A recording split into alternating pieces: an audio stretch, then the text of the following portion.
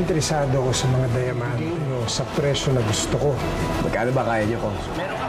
Pwedeng doon na kayo mag-usap ni Tanggol.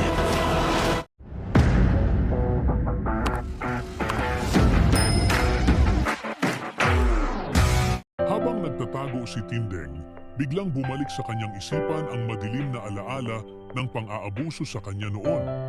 Ramdam niyang muli ang takot, ang pangamba, at ang sakit na matagal na niyang pinipilit kalimutan. Parang muli niyang naramdaman ang presensya ng demonyong minsang sumira sa kanya, umaasang hindi na ito kailanman babalik. Habang nagpapahinga, hindi maiwasan ni Tindeng na isipin ang kalagayan ni na Marites at Tanggol. Alam niyang kapag nakita siya ni Pilar, delikado sila. Baka madamay pa ang kanyang pamilya sa matagal na niyang tinatakasang gulo. Sa kanyang pinagtataguan, biglang sumulpot si Roda. Nagulat si Tindeng at napasigaw ng wag. Sa kanyang mata, malinaw ang takot. Akala niya si Pilar na ang dumating. Napansin ni Roda ang panlalamig ng kamay ni Tindeng.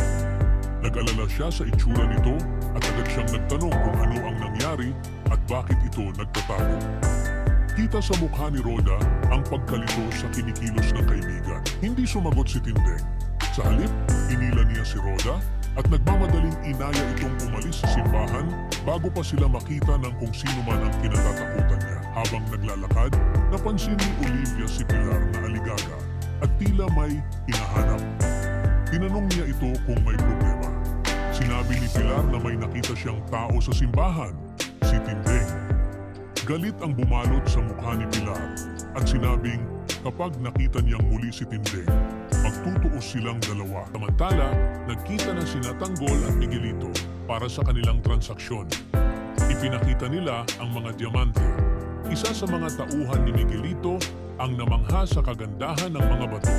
Malinaw na bihira itong agad na nagtanong si Miguelito kung saan nila nakuha ang ganoong klaseng diamante.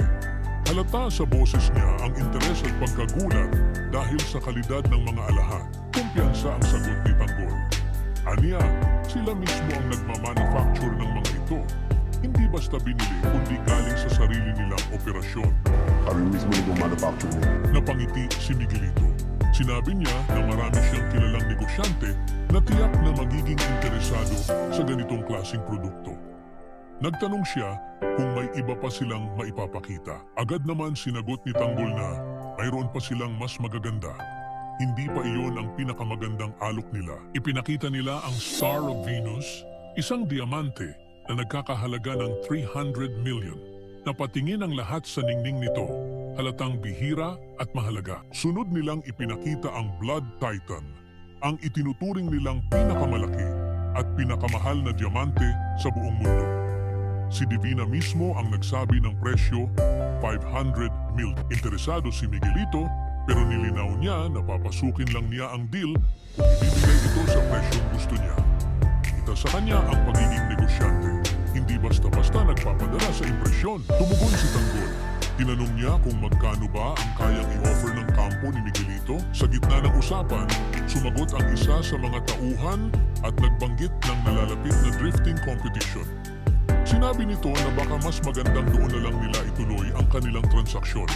Malayo sa mata ng publiko at mas ligtas sa anumang abala. Sa kabila ng lahat, nagpag-ikot ng mundo sa pagitan ng transaksyon ni Tanggol at Miguelito. Binalikan naman ni Tindeng ang sugat ng nakaraan. Sa bawat pag-iwas niya kay Pilar, mas lumilinaw na may mabigat na dahilan sa likod ng kanyang takot. Isang kasaysayang hindi pa lubos na naibubunyag. Pero hanggang kailan siya magtatago? At kung muling magtagpo ang landas nila ni Pilar, kaya pa ba niyang harapin ang lahat? Sa dami ng sikreto sa paligid ng mga diamante at personal na tensyon sa pagitan ng mga pamilya. Mapayapa kaya ang magiging kasunduan sa araw ng kompetisyon? O may mga bagong gulong muling lalabas sa liwanag? Ibahagi ang inyong saloobin sa comment section. Huwag kalimutang mag-subscribe at i-click ang notification bell para hindi ninyo ma-miss ang susunod na kabanata ng Batang Quiapo. Maraming salamat sa panonood.